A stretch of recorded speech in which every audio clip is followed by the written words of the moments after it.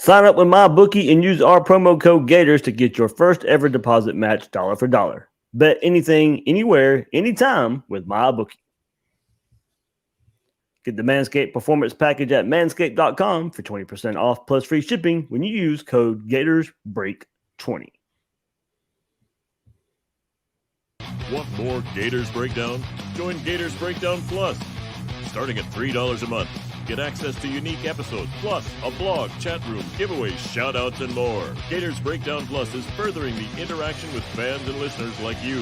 Head to gatorsbreakdown.supportingcast.fm to join Gators Breakdown Plus today.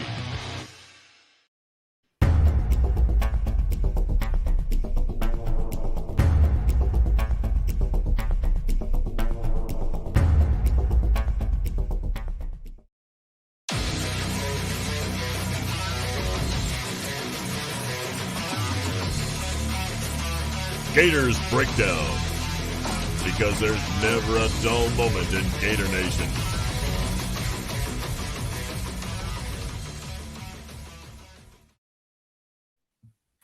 The Gators Breakdown podcast is ready to go. I'm your host, David Waters, and you can find me on Twitter at GatorDave_SEC. Joining me fresh off of his trip to Gainesville, back in Philadelphia, all in a couple of days' time is Will Miles. You can find his site at readreaction.com and on Twitter at WillMilesSEC. Will, at least it wasn't a wasted trip. It was. You and I were talking before we come here. At least we got a good old-fashioned SEC back and forth slobber knocker type of game. But man, it was it was good seeing you. 2 days later, I'm seeing you behind a computer screen again. But it was good to see you in person on Saturday. Yeah, man. You forget how much you miss these things when you don't get to go there very often. I know you got to go last year, but it was weird without all the fans and without the tailgates being as robust as they were. And I haven't seen Gainesville quite that lit in a really, really long time. So, the tailgates were great. And then you go into the game and the fans were just fantastic. Obviously, even the Alabama players were sort of singing the virtues, a bunch of media members who aren't normally there in the swamp, just suggesting that that's the loudest place they've ever been. So all of our buddies had a grand old time when they got into the game, and certainly I think had an impact on the game. And just Florida not quite able to pull it out there at the end. But regardless of the outcome, the whole point of being in the SEC is that you get to test yourself, and Florida got to test themselves. Obviously comes up short, but considering that you got Florida State losing to Wake Forest at the exact same time. You got Miami losing to Michigan State, and Miami got absolutely slaughtered by Alabama in week one. I think Florida certainly acquitted themselves well based on the rivals in the state. But now we got to acquit ourselves well with the rivals out of the state. So we've got a couple more shots to do that this year, and hopefully we'll sort of get through the next couple of games to get to that gauntlet of LSU and Georgia coming up in the next few weeks, and go into those encouraged with a healthy Anthony Richardson and a developing Emory Jones. So it was one of those things where the fantastic time. I mean, Gainesville is like the place to be. I wouldn't trade it for the world. Part of it is because I went there and I'm biased, but part of it is that place is just magical, and especially when you get to see all your friends and family when you go down there. Yeah, definitely. As you said, week in and week out, it's a test. Mullen called it a measuring stick. Gators measured up pretty well, a little bit short, but measured up pretty well versus Alabama here in 2021. Will and I will get into that. We'll move a little forward to Tennessee and what Gators basically can learn from the Alabama game moving forward, and hopefully moving forward. But we'll get into all that. Dan Mullen talked heavy about that today, about moving forward on away from Alabama, looking forward to Tennessee, and looking forward to the rest of the season. Let's get straight into it, Will. I think you and I are both tired after this weekend there. So and Will's traveling there, so we'll get straight into the episode here. And let's get into what Mullen had to say a little bit, Will, and straight to it today. We've got to win the game. We didn't win the game. That's the bottom line. There's no moral victory, Dan Mullen said. And then Kyer Elam chimes in too today. He goes, we shouldn't have sympathy because we lost by fewer points than in the SEC championship game, even though we were supposed to get mopped or whatever. He says they need to move on from the loss quickly and move on to Tennessee. So at least the right things are being said. Well, now we'll see exactly what happens when they hit the practice field and when they line up versus Tennessee Saturday night. But that was a big I don't know if debate's the right word, but I think the fan base a little bit, there's no such thing as moral victories, but there are some things you can take away from it. But at least, the head coach and one of your star players, look, there's no sympathy, there's no moral victories. We do have to move forward.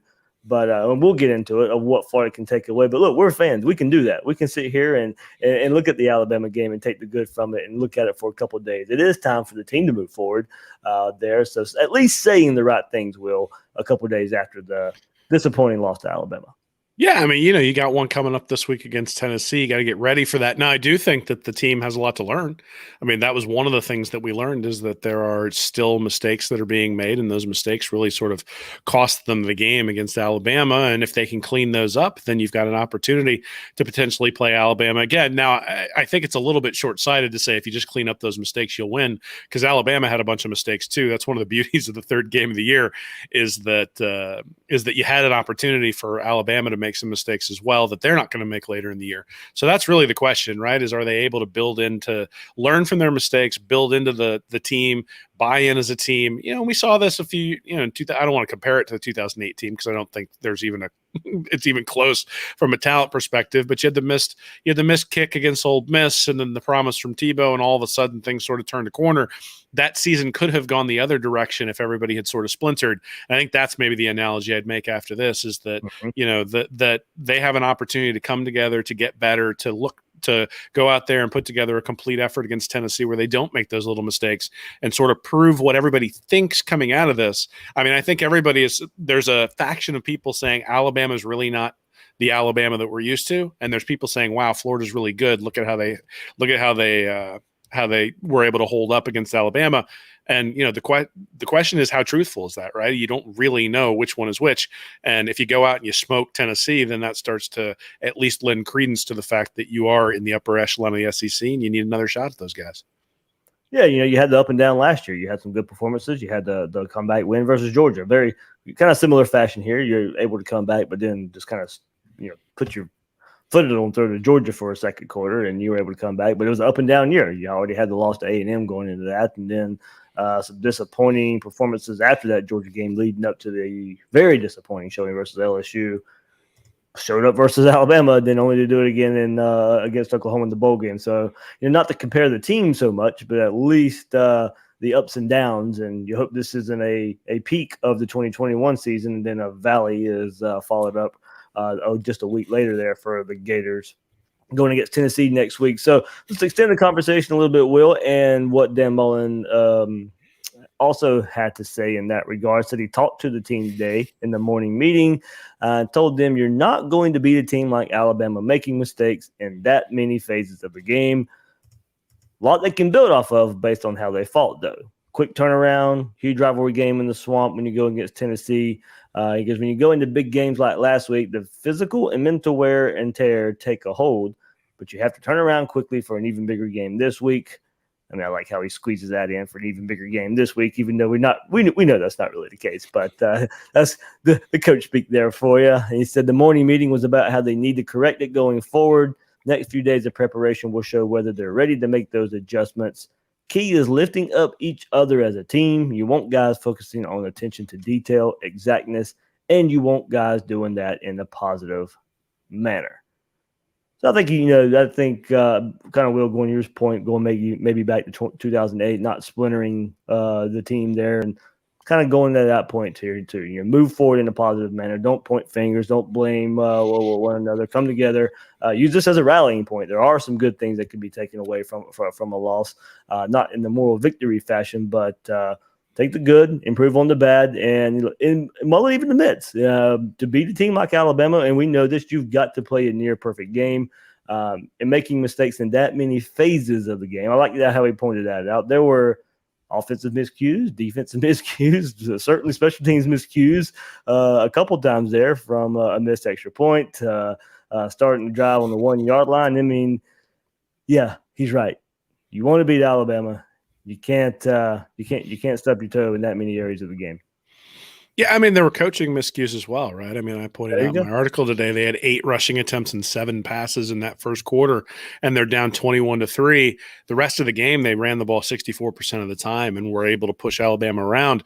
I think they went out and didn't really believe they had the ability to push Alabama around there in the first quarter, and it wasn't until they finally sort of had that fourth down pass that got knocked down that they said, all right, we're finally just – there's nothing else we can do. Let's run it down their throat, and then they were able to do that successfully.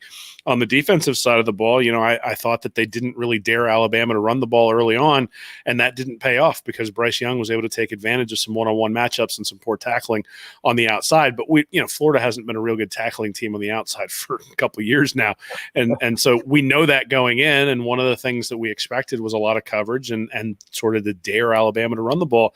That's where Alabama struggled. Sure enough, Alabama struggled to run the ball the entire game. At the same time, they left too many one-on-one matchups on the outside, and then you get to all the tackling issues. You get to the pass interference calls, some of them legitimate, some of them kind of questionable. You get to all those sorts of things. But I would say that most of those things were effort mistakes. Like the pass interference calls, even if you're going to tell me that they're legitimate, the pass interference calls were effort plays, right? The guys are trying hard. Before you move off on that one, because I don't know what your next point is, but at least, and I will say this about the pass defense. 3 games now, and it didn't matter who Florida was playing last year, but this is 3 games now. This is Alabama again. We saw how many times their wide receivers were running wide open last year versus Florida. At least you didn't get, besides that Billingsley touchdown, you didn't get that huge gaffe of somebody just being huge wide open or getting beat so much when somebody was wide open. I mean, the guys were in position, pass interference, not pass interference, but they were there more so than they have been in going back to 2020.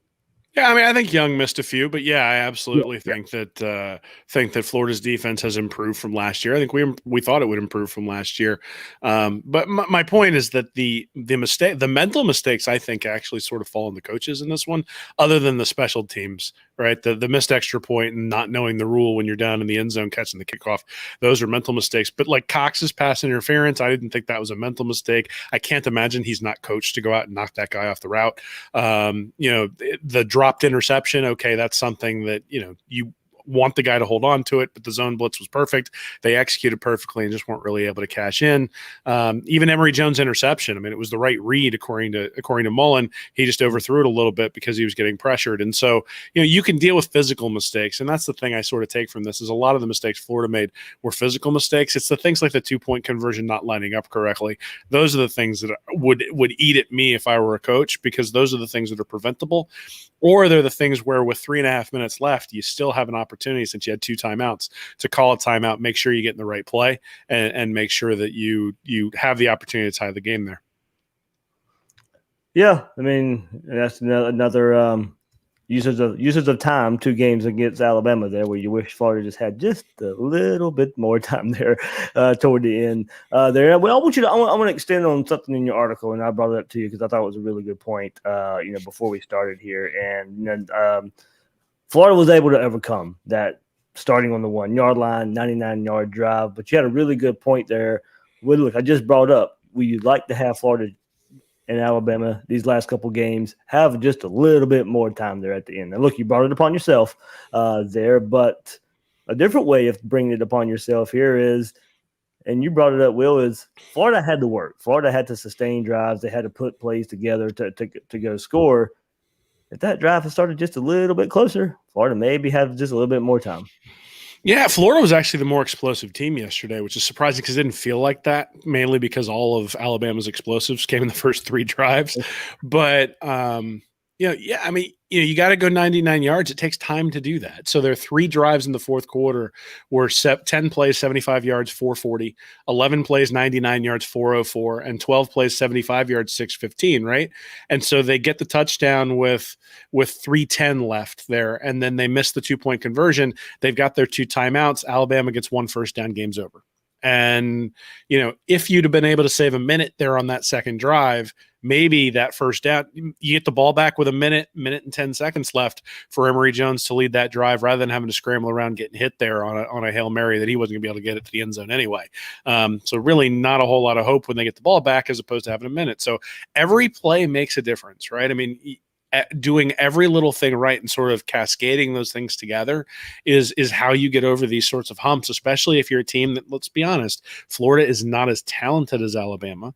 But I think Alabama has some real question marks, especially at the quarterback position, when you start making Bryce Young throw down the field a little bit. And we saw that. Like, he hit a couple.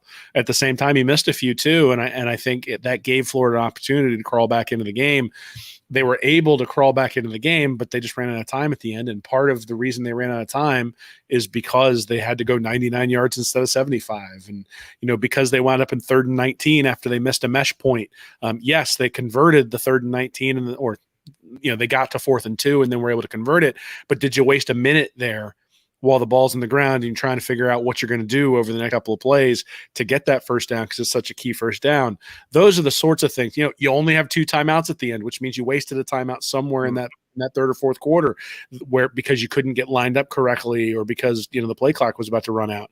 So those are the little things that I think over time you hope that the team can develop, and by the time you get to the end of the year, it's just really, really crisp and you don't see those sorts of mistakes anymore. Again, I think 3rd game of the year, you're going to see those sorts of things, right? A first-year starting quarterback in Emory Jones, you're going to have some things where, guys aren't lined up correctly. You're going to have him make some mistakes when he throws the ball out there when maybe he shouldn't. You're going to have him miss some open guys in various routes and not necessarily go through all of his progressions. Those are things you expect by game 3. The question, I think, for Florida is going to be, by the time you get to LSU, by the time you get to Georgia, and by the time you hopefully get to the SEC championship game, have you gotten to a point where those little mistakes are all of a sudden starting to become little wins? Because you just need to find those little edges everywhere to take on Alabama, especially in a game where Alabama wasn't perfect either. But you look at the turnover margin, Alabama won, right? You look at 3rd down, Alabama won. You look at total yardage, yard per play, yards on the ground, all that sort of stuff. Florida won handily, but all those things that just add up to a complete game, Alabama won those things, and that's why they won the game. Yeah, and then look, as I said, if people want to define it as a moral victory, okay, a good loss, okay, that's your prerogative. The good loss, we'll see if that comes into play later on in the year. Not a good loss right now, and I'll have to repeat that from an earlier podcast. But the team can't, and they're not, but they're saying the right things right now. So that's where it comes. The ultimate test comes when you line up versus Tennessee Saturday night, and there is good to take away from the Alabama performance, and that's not to say you're happy with how Florida performed overall. You are proud that the team came back and made a game of it and didn't fold. In that regard, there are plenty of things to take away, but how you apply it. How you apply those good things this week in practice and on game day coming up versus Tennessee is where you're really going to look back at this Alabama game and see how much it really meant to Florida. You have to be able to use this big of a platform, that big of a game. You made somewhat of a statement. Now eyes are on Florida, and a lot of eyes are on how Florida responds now. And look, you cannot think you've arrived now just because you played well versus Alabama, because you played Alabama tough. That could be very easy to do. It's the best team in the country. Okay, well, we're only 2 points worse than them. No, there are, as we just said, plenty of areas to get better as the season progresses. Yeah, well, I mean, Ole Miss played Alabama well last year. They went up 5-5. So right. at the end of the day, you can play one game, especially a home game with a crowd as intense as that was, and sort of throws Alabama off their game, and then Florida's able to take advantage. The big things I'm going to be looking for is they did a really bad job of converting their explosives. They had 2 explosives on the opening drive. That ends up in a field goal. They had like 2nd and 2, I think, at the 4-yard line. And all of a sudden the Alabama defender breaks through the line. Dameon Pierce tries to break it outside, gets tackled for a loss, and then 3rd and 6, they can't convert. They settle for a field goal. And then the big one really, I think, is the 26-yard pass to Wells over the middle to start the last drive before the half. And that turns into a punt because on the first down play, Emory Jones, I think, actually missed a deep shot that they had called. And then Pierce runs outside, they get the holding call, and all of a sudden that drive just sort of fizzles as well. And we'll think about how good Florida had been in that regard in 2020. Remember how they would score right before halftime and then score right after halftime and then either extend the lead or, that would be the story of the 2020 team. That was a chance to do it again here in 2021 to really put some pressure on Alabama. Yeah, but this has also been the trend for Florida in 2021, right? I mean, against FAU and against USF, they've really stalled in the red zone quite a bit, especially when Emory Jones has been a quarterback, right? And one of the reasons that they've scored so much when Anthony Richardson's been in the game is because they score from 80 yards out. They haven't had to score in the red zone. In fact, when Richardson's gotten them into the red zone, his helmet's popped off, and Emory Jones has come in, I think, twice, once in the FAU game and once in the USF game, and neither time was Florida able to convert in the red zone. One they turned over on downs, and one I think was an interception. So, you look at it and say you're not converting when you get down into the red zone. That's concerning for a team that's running the ball as well as Florida is. And the problem is the 2-point play, not converting on the opening drive in the red zone, not being able to convert on 4th and 2. Those sorts of things are things now that we've seen for 3 games. And so those are the things that I think are going to have to get cleaned up, because it's not isolated to Alabama. It's just we saw the same things against Alabama that we saw in the first couple of games where they struggled in a few of those situations, and they're going to have to clean that up because, at some point you're going to have to make a play in the red zone against Georgia, or you're going to have to make a play in the red zone against LSU. And, at some point the defense is going to have to get a stop late in the second half. And, those are things that in the fourth quarter, Florida has not been real good against FAU, against USF, and then they basically played Alabama to a draw really in the second half the other day. Got the ball first, and so we're able to pull a little bit closer and stopped them for a field goal, I guess, though that was sort of a false start. Stopped them for a field goal there. The game, I'm really proud of the team for the way that they played, the way they fought back, the fact that it's a 2-point loss. I think you can be proud of the team while still saying there's a lot to work on, and they may be 2 points away from Alabama. I'm not sure they're 2 points away from an SEC championship. And so there's work to be done, and you need to get better by the time December comes around. Yeah, good way to put it there. Still plenty of work to do for this team. And as you said, I expect Alabama to get better from here. So that means Florida is going to have to also get better game by game. If you want to play them again, Florida's going to have to get better game by game as well moving forward. And we'll get into the identity of this team a little bit too. I think we know more about the identity of this Florida team, at least on the offensive side of the ball, of course, and comparing it to at least the 2020 Gators a little bit. But before we get there, the NFL is back in action, and so is winning season at MyBookie with over $500,000 in contest prize money. Winning season makes the big games better and the victories even sweeter. Head to mybookie.ag and choose from a variety of boosts, contests, and promotions up for grabs. Highlighted by the crown jewel of winning season, the famed MyBookie Super Contest. It's only $10 to enter. You pick 5 games against the spread each week. Each win earns you a point, and each point gets you closer to the grand prize.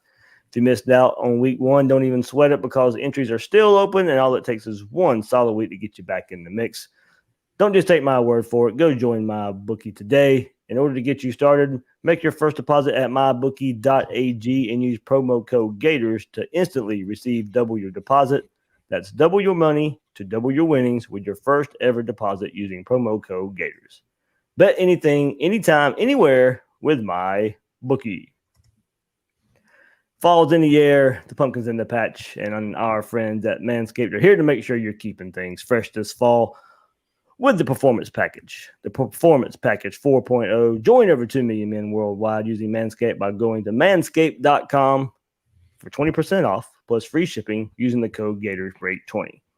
In the Performance Package 4.0, you get the Lawnmower 4.0 trimmer, the Weed Whacker ear and nose trimmer, the Crop Preserver ball deodorant, and the Crop Reviver toner. Also, you get Performance Boxer Briefs and the travel bag to hold all those goodies. The 4th generation waterproof trimmer, the Lawnmower 4.0, as I said, comes in this package. Get the cutting edge ceramic blade to reduce those grooming accidents and turn on the LED spotlight for a more precise shave. Also includes the Weed Whacker, the best nose and ear trimmer out there, and those liquid formulations, the Crop Preserver ball deodorant and the Crop Reviver, the soothing spray for below that keeps your friction areas cool, calm, and protected after a shave. And Manscaped even throws in those 2 free gifts. Their Performance Package 4.0. You get the Manscaped boxers and the Shed travel bag. Get 20% off plus free shipping with the code GatorsBreak20 at manscaped.com. That's 20% off plus free shipping with the code GatorsBreak20 at manscaped.com. Well, let's get to Mullen was asked a good bit about the identity of this team and maybe even comparing it to last year's team Of course, the identity is much different on offense. Last year, dominated by Kyle Trask, Kyle Pitts, Kadarius Toney, and dominating through the air with those three guys. Trevon Grimes thrown in there too as well. But now this year, I think going into game 3 or after game 3 with Alabama, we wondered going into this game, could Florida continue running the ball like they did the first couple games? You know they wanted to work on the passing game just a bit, but you knew the running game was probably going to have to be the bread and butter for any success on offense for the Gators going against Alabama, and you found the identity that does work. Two completely different identities from the past 2 seasons. Mullen was asked about it, and he goes, it just shows, Mullen says, thinks it just shows within that what they've done and how they built the offense such a long time ago. They put in a lot of changes over the years, so they understand it inside and out. Over the years, they created the flexibility to match to the players. Many mistakes through the years, learn the greatest system doesn't do much if it doesn't fit the players they have. To have enough adaptability in it to make sure it fits whatever personnel is there at a given time. So they created this offense at Bowling Green, built it, tweaked it, went to Utah, then came to Florida to make it into a short story. They got to say when they got to Florida with this offense, they thought they had all the answers with a great offensive system. They thought because it had worked at Utah, it would work even better at Florida with even better players. But it didn't fit the personnel great at that time, so they had to take a step back, adjust what they were doing. From that point, it continued to grow and expand. The great thing you had in your back pocket that it was changed from year to year. You still knew the origins. And fortunate as a coach to be in that situation. He goes on to extend it. You have new guys, new coaches, Brewster, Garrick McGee, but you still have a lot of the old hats. And, we know those guys, Gonzalez, Hevesy. You can say, hey, we need to get back to this. They have enough years of knowledge of doing what they know how to make it fit in all the different styles of personnel they've had over the last 20 years. So there you can kind of see why now, Will, I think, at least coming into this season, when I said falling back maybe into this run-heavy approach, this run-focused approach, how it was going to benefit John Hevesy and this offensive line, recruiting, develop this offensive line talent for this style of play. At least that's what John Hevesy knows. And as Dan Mullen said, look, they've been around. They know what to fall back on and what they feel comfortable with. We know even though you had the lethal, high-flying offense of a Kyle Trask and the skill players there, you still knew this was Dan Mullen's bread and butter. He adapted. He was able to adapt and change with Kyle Trask, but you still knew this is the style of offense that he knew better, and it was on full display versus Alabama. Yeah, I mean, look, they averaged 7 yards per rush on rushes not by Emory Jones, which is against an Alabama team is pretty ridiculous, right? Because you figure that sack yardage and sort of the scrambles and all sorts of stuff that starts to get incorporated into that as well. A bunch of explosives in the running game, not just from Malik Davis. They also had one for Naquan Wright had an explosive. There was an explosive run for Davis for a touchdown. So the fact that they're able to hit those explosive run plays is something they couldn't do last year. And I think you really need to give. Say that again, Will. Say that again. I think we had 2 explosive run plays the entire year last year. We had 3 of them just in the game against Alabama. I think it was 5 runs over 20 yards altogether between those 3 guys. And they've definitely already matched that. I was going to say Richardson might have 5 the way this season's gone thus far, but I mean, look, guys, Pierce, Davis, and Wright, they may have even hit their season totals already from last year in that explosive run category. I mean, look, you don't average 7 yards of rushing against Alabama from the running back position unless your offensive line's doing the job. And, there were a couple of times where the offensive line got beat and it cost them. But for the vast majority of the time, Florida's offensive line was able to push Alabama's defensive line around, push them back and open up holes. I mean, geez, the touchdown run for Davis, it was him and a safety, right? All he had to do was beat the safety. They double teamed both guards and just sort of plowed him out of the way. Emory Jones holds the back end defensive end because he's got to sit there and wait just in case he takes off and runs. And that leaves a gaping hole in the middle of the field. And Malik Davis only has one guy to beat. He's able to run through him and get in for the touchdown. And, that's sort of been the story of the offense all year. It was awesome. Yeah, Kingsley at center and White on that play. I mean, it was a black hole right there. Yeah, but I mean, it was consistent though. I mean, I think there were multiple times where I said Gene DeLance did a really nice job on that play. I think there wasn't. Yeah, I mean, look, we said it coming into the year, and everybody laughed at me, and I said, look, he's going to be better. Delance is going to be better this year because this is a run scheme. That Stuart Reese is going to be better this year because it's a run scheme. In fact, the thing that I was concerned about that has not been a concern at all is the left side of the line. You look at guys like Garage and White and Kingsley, and you look at that and say those guys are holding up, and in fact, even playing really, really well, and they're able to run to that side as well. So there's not really you can do a lot of different things if you can run left and get 5 yards and run right and get 12. And that's sort of what Florida's done thus far. The problem is that, yes, you've hit some explosive plays, but they don't have the Percy Harvin guy who can take the ball 80. And that was what was sort of missing yesterday or 2 days ago against Alabama. What was missing is that guy who just, the minute he gets past you, like, uh-oh. So Malik Davis ran through the safety and did a great job getting in for the touchdown. But had that play happened at, say, the Florida's 40-yard line, if that's where that play had started, he would have gotten tackled. It would have been short, and then Florida would have had to do something either close to the red zone or in the red zone. And they've shown thus far that they have issues with that. And that's the exciting part about Anthony Richardson is I'm not calling him Percy Harvin. No one is Percy Harvin, but he has that electricity, right? That when he touches the ball, you look at it and go, whoo, there he goes. And you don't have to worry about, are we going to be able to punch it in from the 2? Because he's punched it in from 80 yards out. That component is definitely missing from the offense the way it is. But in terms of just being able to be a road grader, go straight down the field, 5, 6, 7, 15 yards at a pop. I mean, Naquan Wright really impressed me in terms of, they'd get ahead. Once he got ahead of steam, was able to get past the initial sort of wave of defenders, all of a sudden his shiftiness was a real asset. Last year, I don't think we saw that very much because he kept getting hit in the backfield, didn't have an opportunity to really get momentum going towards the line of scrimmage. But when he did that yesterday or 2 days ago against Alabama, it was really impressive. Yeah, and I like the versatility, and I threw up the option plays there, but when you had the Lance blocking 10, 15 yards down the field on one side, you had Garage doing the same thing 10, 15 yards down the field when they would run the option to his side. And then the long Pierce run, I think it was Braun out there who had a nice block and it helped spring that play. But, Will, I won't forget, and I brought it up in the Twitter Spaces chat this morning, the wide receivers. I mean, especially now that you're running this option, you're running the speed option and you're going outside a lot more. Those don't happen without those wide receivers there. So you see Whittemore, you see Copeland. Copeland's not getting a whole lot of catches, but he's out there blocking his tail off. Same for Justin Shorter, not making a whole lot of catches, but that Damian Pierce touchdown doesn't happen with Justin Shorter out there blocking right there at the goal line to give Florida, to bring Florida within the single score there for the 2-point conversion. So you're seeing this offense. This is the offense we know Dan Mullen knows. He can recite every bit of it while he's asleep. This is his bread and butter. He knows it. They worked on it, like as he said, going back to Bowling Green days in the early 2000s.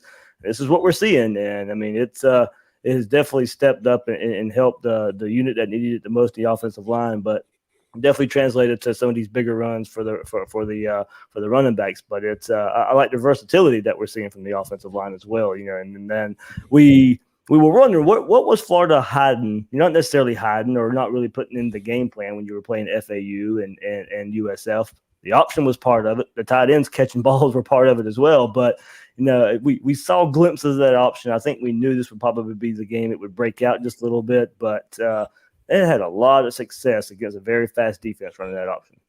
Yeah, absolutely. And you need offensive linemen who are athletic to do that. You need guys who can get down the field. You need guys who can get off of combo blocks quick, especially at the tackle position. And like I said earlier, Delance, I think, did a really nice job. One of the interesting things Mullen said today is he talked about building offenses having an offense that can be built around the strengths of your players. I think most people think about that in terms of, the quarterback and whether you need a dual threat quarterback and those sorts of things. But one of the things that I think you need to be able to do as well is build an offense around the strengths of your offensive line.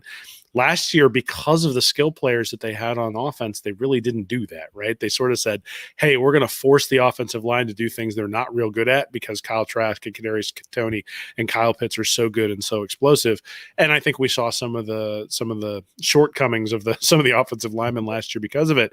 But I think when you really look at it this year, they've emphasized, both because of the personnel behind the offensive line, but also just because of the strengths of the offensive line, that is a unit that they are going to be able to rely on. Florida, I think, is I did this earlier. Hold on a second. So Florida is the 7th ranked offense overall in yards per play in the country, and they are the number 1 ranked offense rushing the ball. So, and they're 62nd in yards per pass, which means to be 7th says something about how far ahead of they are from other teams in terms of being the number 1 ranked rushing defense in the country. 7.7 yards per rush is ridiculous, regardless of who you're playing. And the fact that they've got Alabama on their resume and are still putting up 7.7 yards per rush means to me they're going to be able to run on anybody in the country. And that's the identity, right? Is that, if Mullen comes out next week and out of his first 15 plays, Florida throws half of the time, I'm going to go nuts, because this should be 64%, 65% for the rest of the year. Trust it. Early on, you're going to have some 3 and outs. Early on, you're going to have some times where drives stall. But in the fourth quarter, like, this really is kind of 2012 Muschamp ball in some respects, where, by the time you got to the fourth quarter in those games against that 2012 Muschamp team, the opposing defense was just exhausted. You think about Florida State that year, where all of a sudden Gillisley was just running all over Florida State there in the fourth quarter. Think about LSU that year, where all of a sudden Florida was just running all over LSU in the second half, even though the first half the offense had been pretty anemic. And those are the types of things that I think Florida's going to have to do to take advantage and really sort of embrace their identity, right? The identity is that you're going to have to run the ball. Maybe you get some flash with Richardson, but the reality is that Emory Jones is just as big a weapon with his legs as he is with his arm. And the more they embrace that, I think the more successful they're going to be. Well, that's where I was going next. I was like, a lot of you guys probably out there think Will and I have this big meeting before an episode or whatever. We really don't. It was like, all right, here's points, and there we go.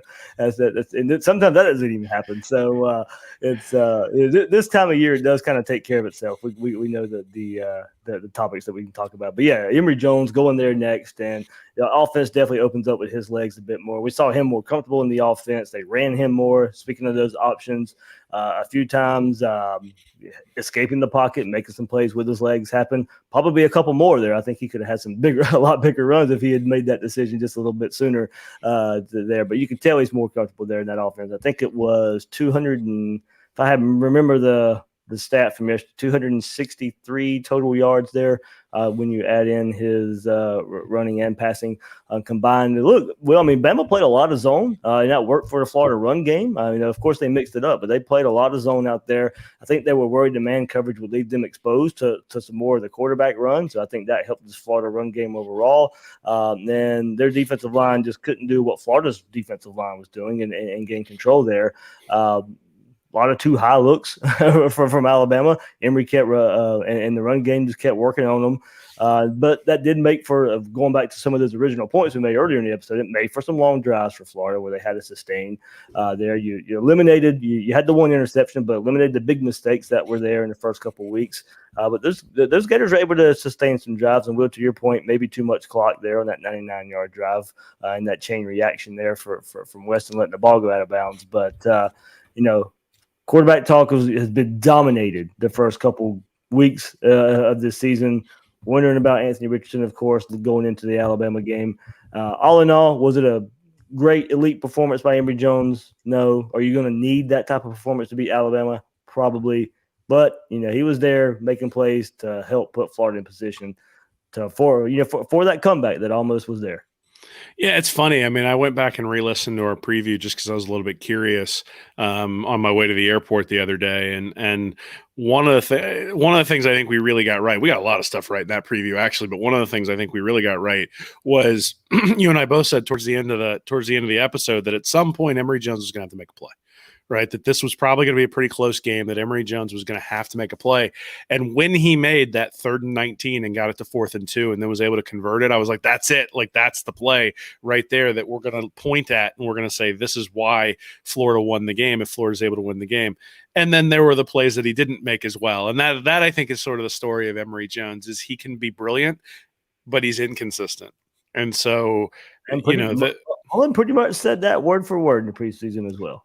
Yeah, but the problem is that if I look at his QB rating, it's 108 through the first 3 games of the year. His yards above replacement, which even factors in his rushing yards, has him at negative 0.07, so just barely below average, basically an average quarterback. I think he outplayed Bryce Young. I think Bryce Young had lower yards per attempt. He didn't run the ball at all, 4 rushes for negative 4 yards. I think once Florida finally made him throw the ball downfield on a consistent basis, Young really, really struggled. The problem is if you look at the stats for the first quarter, Young looked like a world beater, right? He was averaging like 10 yards a pass, had 2 touchdown passes, and Florida couldn't stop them. So the consistency from Young wasn't there either, but Alabama was able to convert that into touchdowns. And I really think the story of this game is that Alabama dominates the first quarter. It's 21-3. Florida dominates the second quarter, and Emory Jones sort of starts to get his sea legs there, but Florida only comes out of that up 6-0 in the second quarter. And considering the defense held Alabama to negative yardage in the second quarter, settling for 6 points is really where that game wound up getting lost. I mean, you look at the end and say it's a 2-point game and Florida came back, and all of that is true, but the real place where Florida could have made a huge difference is if they punched one more touchdown there in that second quarter, and they're able to get it to 21-16, or even make the extra point, get it to 21-17 there in that second quarter. Then you come out in the third quarter, drive down, get that touchdown. All of a sudden, the pressure on Young, the energy in the stadium, and just sort of the feel from playing ahead eventually, from the start, and sort of the tightening up of Alabama, realizing they've just blown an 18-point lead and now Florida's ahead. I think that, along with the swamp and the energy and that sort of stuff, maybe makes the game a little bit different. So, I think Emory Jones was better against Alabama than he was against USF. I think he was better against USF than he was against FAU. The problem is that he was really bad against FAU. Right. He was a little bit above average against USF. He was a little bit above average against Alabama, and a little bit above average isn't getting a team to the SEC championship, I don't think. And so, I want Emory Jones to succeed. I think we're going to need him this year. I think he's going to be a huge contributor to the team the whole way throughout the year. But, you could tell the pop wasn't there on the offensive side of the ball, and they're going to need a lot from Anthony Richardson to really get to where they want to get to. Agreed. It is going to take both quarterbacks there. When you look at this, I mean, I think we all think and believe AR can do it by himself out there, but with what he's proven. But coaching staff doesn't seem to think that just yet, and we'll see where that goes moving forward. Mullen did say a lot this week would be a lot like last week as far as AR goes. He'll go through everything this week, see where he's at before they insert him. They don't want to put him out there and hurt him even more. But he was. So he'll do a backflip and then not play. That's what next week will be. We'll do 2 backflips next week. Getting everybody all excited, and then the third drive came around and he didn't come out. And in some ways, it was deflating there too, right? Because you're sitting there, you're down 14-3, or actually, I think you were down 21-3 at that point, maybe by the time the third drive came around, and it was a little bit deflating not to have him come out there for that third drive, because you sort of were sitting there hoping that maybe you'd get it, and you didn't, and you could sort of feel the crowd kind of start murmuring at that point when he didn't come out for the third drive. Well, let's get into something I haven't done here in a bit. Now, I have started doing the Twitter Spaces, and we get a lot of Gators Breakdown listeners and reactions from that. But I did put a poll up because of the big talk out there in Gator Nation right there is the outlook for the Gators change after their performance versus Alabama. And I asked some people why as well, but let's get to the poll results. And Will, out of 2,200 votes. And now, look, I pretty much expected this, but that's why I put the why in there. I wanted people to explain. Maybe I don't know what a lot of people's expectations were for this Gator team coming in this year. And that definitely plays into if your outlook changes or not. But in 2,200 votes, 76% of you said your outlook does change for the Gators with their performance versus Alabama. And Will, let's get into it here. Sting Feed Sports says no, because he was pretty high on the Gators, this team at the beginning of the year, and figured we would surprise some people. Still have to beat Georgia, but Saturday's performance still has me cautiously optimistic about the 2021 season. Nate also says no, because we've done this before with LSU in 2019. Played them tough, had momentum, and got crushed in Jacksonville. Have to finish. Can't play down to Tennessee. Can't play down to South Carolina. Can't play down to Kentucky. So I'll stop it there and get a couple of thoughts. So starting off there with no, but for a couple of different reasons. One, because the expectations were high, and the other one says no, the outlook doesn't change because we've seen this. We've seen this team play and get up for the big-time opponents. But only to 2018 and however you define that year. You got up for LSU. Then later on the season, you got beat by Georgia. Let that game beat you probably twice. You get beat by Missouri the very next week. Was great comeback versus South Carolina, up and down in 2018. But 2019, you played that 2019 LSU team very good, played them down to the wire. Go to 2019, you go to Jacksonville. A lot of people picking Florida to upset Georgia that year. You didn't. You had the wrong wristbands to start the game. Could ever really get over. Couldn't really get it going there. So I think that there's still some hesitation there, no matter how Florida played on Saturday. Yeah, I mean, I think as there should be, right? The reality is Florida lost the game. I had a couple of people reach out and talk to me about, well, this proves that the recruiting doesn't matter. I'm like, no, it actually doesn't. Like, we lost the game, and once we start winning these games consistently, then maybe I'll come over to that side. But until we start winning them consistently, I'm sticking with my position. I'll say Florida's talent level this year is far upgraded from where it was at the end of the Jim McElwain era and the start of the Dan Mullen era. So comparing what letdown games in 2018 and 2019, I think is a little bit unfair. I think last year's comparison is probably the one where you look at that LSU and even the A&M sort of in the second half, and you look and say those are games that Florida really should have won based on the talent level on the team and who they were playing and those sorts of things, and wasn't able to get the job done. I think I'm encouraged that the defense looks better. I think the defense looks better than I thought it would. I expected them to give up more than 40 points to Alabama. They didn't do that. But at the same time, I expected them to score 35, and they didn't do that either. So I think the game sort of dictated that. All the long drives kept the score lower than maybe you would have expected. There just weren't as many sort of blown coverages and things where people were really able to take advantage of long plays. But, I mean, I look at it and I say, look, the expectation for the number 12 team in the country should be to play the number 1 team in the country pretty close. Right. And the fact the fact that people had them as 15.5-point underdogs seemed ridiculous to me. And, in fact, that was one I never bet on Florida, but I bet on Florida this week because I was like, there's no way 15.5 points. And at the end of the first quarter, I was like, ooh, got that one wrong. But turns out, figured it out. I did get that one wrong, so I'll admit. You can shame me. So look, I mean, I wrote this in my article, and I always thought it was interesting. So when I was a kid, and actually even now, sort of, I'm a Buffalo Bills fan, and they had that big comeback where Frank Reich came in against the Oilers and led the comeback. And I remember going to my uncle's house for Christmas right around the time that was happening, and he just said, "Look, Buffalo's not going to win the Super Bowl." And I'm like, "Why is that?" He's like, "I don't believe in comebacks." He's like, "Comebacks mean you did something to get that far behind." He's like, and it means you've got flaws that you were able to cover up for a short amount of time, but those flaws are there, and those flaws are eventually going to come up and bite you. And that's the thing that would worry me the most coming out of here is that 21-3 start shows some flaws, and there are going to be some teams with some personnel and some quarterbacks who can take advantage of those things. That first quarter, that film is going to be shown to everybody, and the adjustments that Florida made in the second and the third and the fourth quarter is going to be seen by everybody as well. And so you're not just going to be able to rely on the stuff that you did there in the second quarter when you're playing against Tennessee or when you're playing against LSU or when you're playing against Georgia. You're going to have to make new adjustments, and are those new adjustments going to open up other flaws that sort of reared their ugly head there in that first quarter? That's the thing I'd be wary of. But at the same time, if you'd have told me coming into the year that it'd be a 2-point loss to Alabama, that you'd only give up 31 points, that you'd have a 2-point conversion attempt at the end to try to tie the game, I'd say, hey, I think that bodes well for the overall season. But at the end of the day, to get where you want, you got to go 2-1 in the 3 games against Alabama, LSU, and Georgia. And the margin for error just shrunk because you're now 0-1.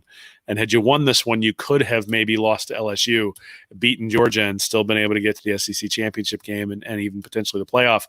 But at this point, you don't have the room. You don't have air. You don't have room for error anymore. And that's sort of what I'm taking coming out of this one. Yep, that's what we looked at the schedule to begin with. This was a chance to steal one there because Georgia's schedule looks pretty. I was about to say pretty cake, but I think Arkansas is definitely better than what we gave them credit for, and maybe Auburn to a point as well. We'll see where Auburn goes after that Penn State performance as well. They aren't losing to Auburn. No, they're not losing to Auburn, but I think Auburn's maybe a little better than I thought, but they're not losing to Auburn. But, well, so let me preface that they shouldn't lose to Auburn, and if they do, Kirby's definitely getting a Kirby Award that week. Okay. All right. Aaron says, I always thought this could be a 10-2 or 11-1 season. Elite running game, play calling, and front seven. 11-1 seems feasible. Will boil down to continued growth and maturity of both quarterbacks. Cameron Harris says, not really. We're still limited at the most important position. Can we play to that level every week? We'll see. Florida Gator, Florida Jordan. good Twitter friend here, says, I say no because our passing game is limited, special teams non-existent, and our defense can't be trusted yet, especially on the back seven. But there are some encouraging qualities about our team. First and foremost, the trenches on both sides have been exceptional. The running backs and Elam, if we can get AR back, he can help us. Well, I didn't even get to it just a little bit with you there, and I think this will come up a little bit. So if not, I'll probably try and end the episode with it, though. Num at RunPod says, yes, it does change his outlook. I have more confidence in Emory. Defense might have learned how to play. Now, I'm still nervous because we always lose a game we shouldn't to a team that has no business beating us. So some cautious optimism there. Let's see. I can't see this name here. The Elite Wideout Academy. Okay, here we go. He goes, it puts me at ease being that with Dan, we are headed in the right direction. I honestly think that we have a playoff-ready team. No one can beat us, but 100%. Okay, no one can beat us but us, 100%. There we go. Defensively, if we play more man coverage, no one will score on us. Okay, there we go. You can't give quarterbacks easy throws. Okay, well, there we go. Well, that was going to go to my point, and I said it again. It was my biggest issue in this game, my biggest issue going into the game, yards after contact, yards after catch, and another slow start on defense. I know we've kind of hit on it, maybe why the reasons, but just the storyline of another slow start in a big game. That's the one that rubs me well. I can't get over it. It's just that's the common issue. Like, what happens in practice and preparation all week where Mullen even mentioned today the team's the game speed and all that, and was like, well, but that doesn't. I mean, you're in these games against Alabama, against Georgia last year. You get down 14-0 versus Georgia.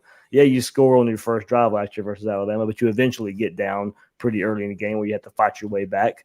It's a common thread, a common theme that what can Todd Grantham not identify early in games that he can adjust? I mean, look, we saw it last year versus Alabama. They had a great stretch there on defense to get back in that game.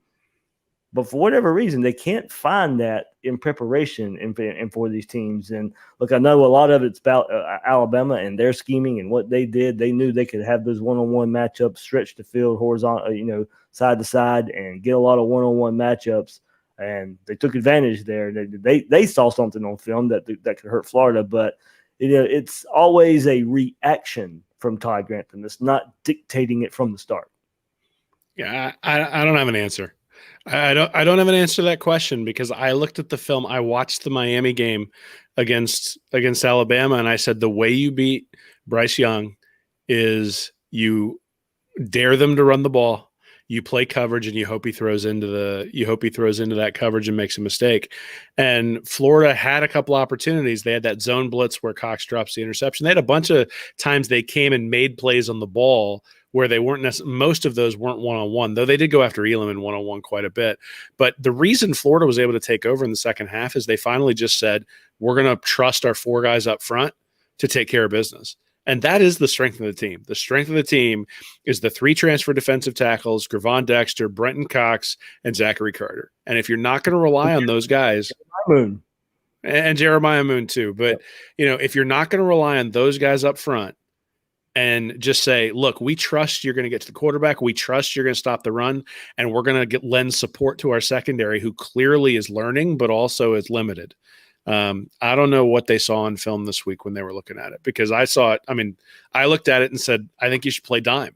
I think you should take a linebacker off the field, put an extra defensive back out there, and play dime and dare them to run the ball. And it turns out that the adjustment that I think they made for the most part from the first quarter to the second quarter is they were matching numbers in the box. So if Alabama had, if Alabama had, basically they eliminated one guy in the box going from the first quarter to the second quarter and made it to where Bryce Young's read was you should run the ball.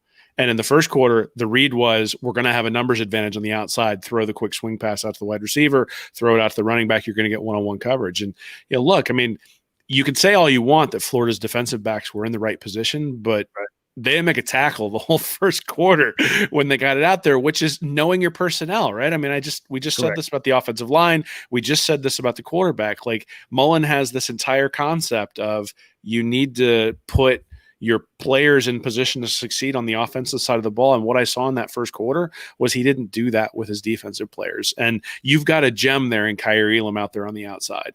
And so he allows you to do a lot of things from a coverage perspective in other areas that you wouldn't be able to do otherwise. And if you can trust your defensive line, then that means you can even give more help to those guys. And that was that. I just don't get it, right? I watched the film. I saw what I saw. I said, I think you got to dare him to run the ball. And then in the first quarter, I'm sitting there looking at it going, they're giving him a numbers advantage on the outside. And, all of a sudden it was 15 yards, so a little swing pass out to Bolden. And then you throw it out to running back. And multiple times the running back was able to cut back to the inside. And there wasn't anybody there to help. And that to me was the adjustment they made in the second quarter is once they took that away, right? Once they said, we're only going to have we're going to have the minimum number of guys in the box that we have and dare you to run the ball. Alabama either ran the ball or they dropped back and had to throw the ball downfield because there were enough defensive backs to cover the flats at that point. And then Bryce Young wasn't able to throw the ball downfield. So I think he threw for like 109 yards in the first quarter and then threw for like 131 the rest of the game. And in large part, that was because of the adjustment. But I guess my point is at least my disappointment is that looking at the film that you should have started there instead of having to make the adjustment. Yeah, that's my point. Like I don't understand. Todd Grantham will know more about football than I'll ever know, and he'll forget more football than I'll ever know. But it's just those things that you can point to of like why is there slow starts in big games. And look, some of this, and as you said, Will, like yes, you can point to players who need to make a tackle, but I think once they show the ability that they can't do it, the adjustment that you're talking about, okay, well, if that's a drive sooner, is that the difference in the game? And Florida comes out victorious. The second drive of the game, yes, you had the Kyrie Elam pass interference and all that comes into play as well. But, if the adjustments there on that drive, maybe they don't finish that drive there. Look, and just real quick on the officials, I think there were some dubious pass interference calls. I thought the Elam pass interference live from where I was sitting did actually look like a pass interference, and he was really handsy last week against USF. In fact, on the interception that he got, I thought he probably deserved a PI on that one. And so I think he's got a reputation for being handsy, and the issue is they sort of let him play, except for that one play, which is the reason that was disappointing. And you look at it and say, it wasn't really there, but I thought live it actually kind of looked like it. The other thing is that none of the pass interferences, even though they were third down conversions, none of the pass interferences put Alabama in scoring position. The defense still had an opportunity to get a stop after all the pass interferences. The only play that I would say was egregious was what I thought was an offensive pass interference when Mechie ran into Trey Dean and opened up Billingsley down the sideline. Now, I think Billingsley might have already had Dean on his hip and might have been able to, it was a nice throw from Young, and he was going to be open by a yard or two, and maybe they make that play anyway. But I even put the definition of offensive pass interference in my article today because at the end of the day, it's the offensive player's responsibility to make sure that he doesn't run into the defensive player. And he ran into him and he knocked him down. And all of a sudden you got a wide receiver or a tight end / wide receiver wide open down the field. That's the one that I think is the one that the officials really missed. And if you were going to complain about officiating, that's the one that I'd point to. All right, well, let's get few more of these Twitter thoughts here. Mitchell MCG on the outlook of the Gators. Does it change? He goes, yes. After beating FAU and USF, no one really knew if we were just beating up on inferior teams or if we could compete with legit title contenders. The latter was answered on Saturday, and that was without Richardson and Miller. The rest of the season is all about taking care of business. Ronnie _WX, the defensive and offensive lines both showed they could adjust to arguably one of the best defensive and offensive lines in the country. This gave the running game life, which in turn gave the passing game life, almost resulted in a 3-touchdown comeback against Alabama. Felicia Earnshaw says, I feel like the team gained confidence and proved they can play with the best of them. Now need it to consistently go over the season.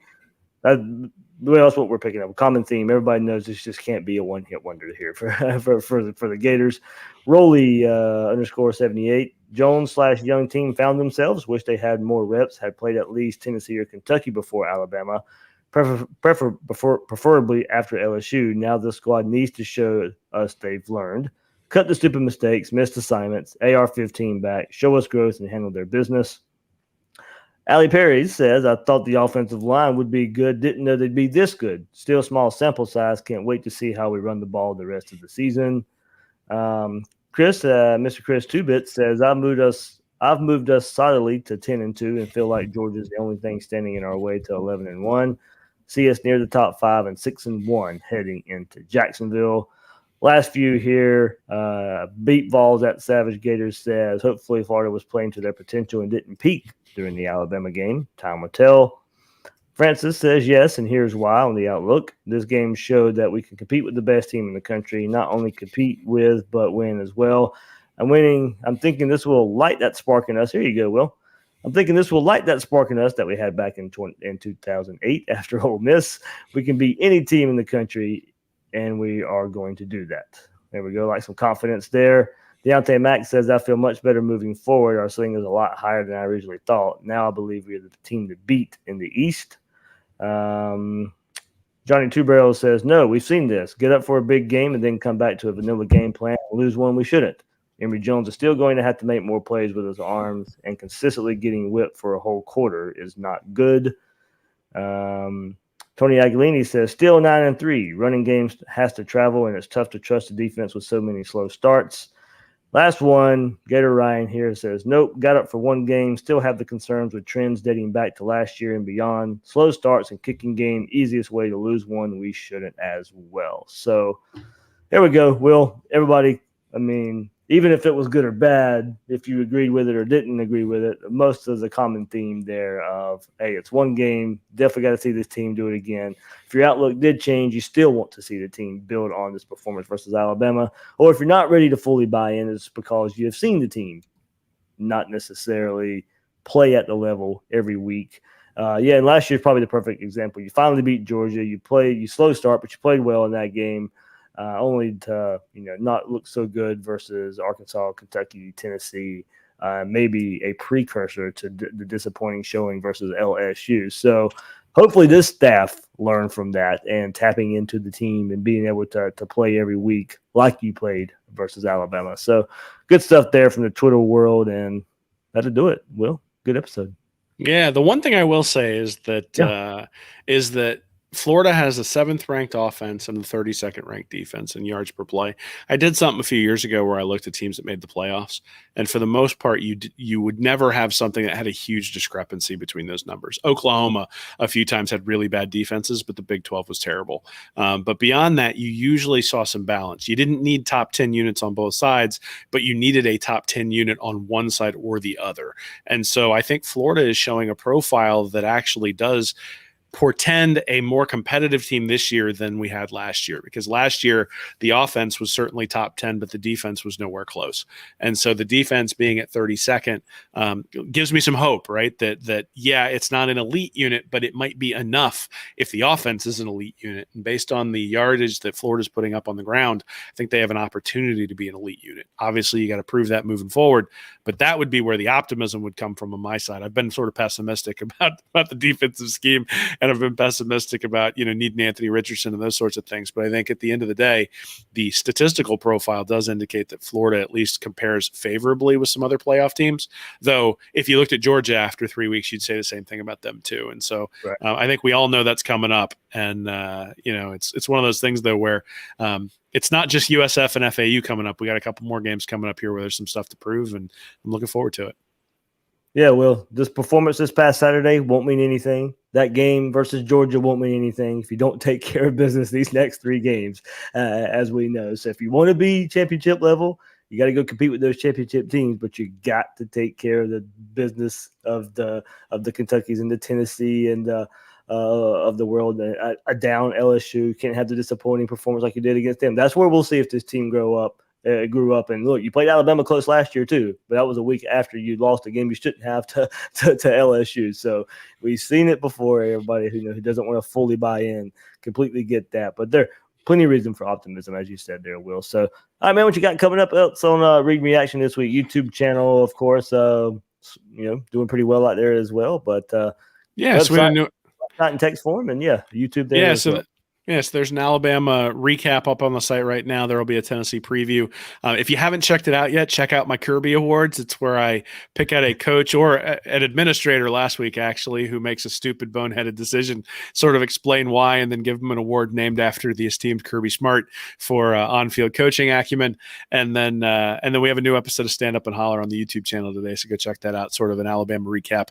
Some of the same themes, but some different ones as well in terms of some of the things that Nick saw there and some of the things we hope to see moving forward as Florida's schedule moves on. Well, quickly, because just because of what's going on in that school out west, have you had a Derby double Kirby winner yet? I have. What a coincidence. So yeah, Mike Norvell is piling up Kirby's in the trophy case, which is good because there aren't going to be any more trophies coming into Tallahassee anytime soon. I will have to say Florida was down 21-0 or 21-3, and I was getting a little bit depressed, and it was a little bit, just the whole stadium was deflated, and I was deflated because I really wanted it to be a good game since they came all the way down there. And then they flashed up on the screen Wake Forest up like 21-7 or something like that, and I'm like, really, Wake Forest? But then I'm like, well, they did lose to Jacksonville State. So, yeah. I don't know what they're doing up there. A couple years ago when Willie Taggart got fired, I wrote something that said they should make me head coach because if they could just pay me per win, I'd win the 2 cupcakes and then I'd tank all the rest of the games, and they'd only have to pay me $300,000 and they'd still go 3-8 like they're going to end up going this year.